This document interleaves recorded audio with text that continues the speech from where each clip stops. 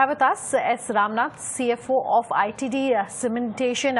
Mr. Ramnath, what's the state of the economy as regards the infra space? Because we've been talking about it for so long in terms of the pickup. What's really going on as we speak? Overall, on the state of the economy vis-a-vis the infrastructure sector, apart from some moves that has happened in the road sector where there are structural changes contemplated, some change in the Arbitration Act that happened. Other than these, there is no great movement, not for lack of any government direction, but I would say more because of certain factors plaguing the financial system, banks in particular, to fund these projects. So I think if infrastructure today is facing a single major challenge, it has to be from the financing of projects. What do you think can be done by the government so that lending improves? That is really the big question. Mainly, the challenges before the banks have been on for some time. It is only because of the initiatives taken by Reserve Bank that banks have been forced to recognize the bad loans. And they have been given a time-bound program, a time-bound plan within which they have to recognize these bad loans. So that is one aspect. So what is actually happening is, from a sectoral point of view, whether you are in construction or as a developer, the bank's capacity to lend to these projects further has been weakened drastically.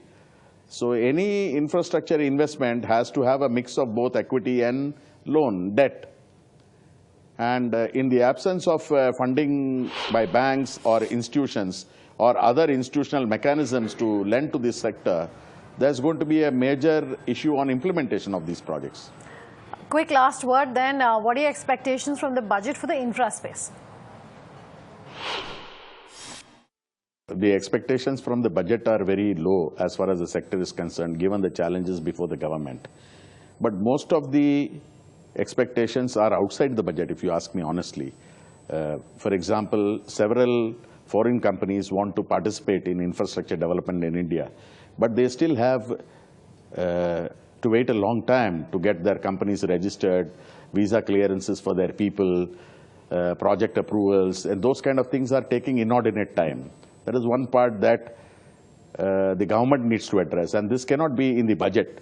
It has to be at a matter of ease of doing business and those things that have to really change. That is one thing. The other thing is the environmental clearances on several projects are still stuck. So these are affecting, these are not more budget related, there is more with regard to the way we want to change the system. We have been talking about implementing changes and actually making it easy for people to do business, but that has not happened on the ground. From a budget point of view, the expectations we have is all very limited, as I mentioned, because the government has financial constraints. Going forward, they have got pay panel recommendations to be implemented. The room for too much of allocation to many sectors is going to be limited. If the government is prepared to, let's say, go easy on the fiscal deficit target and use that to boost infrastructure spending, that could be one major boost to the sector.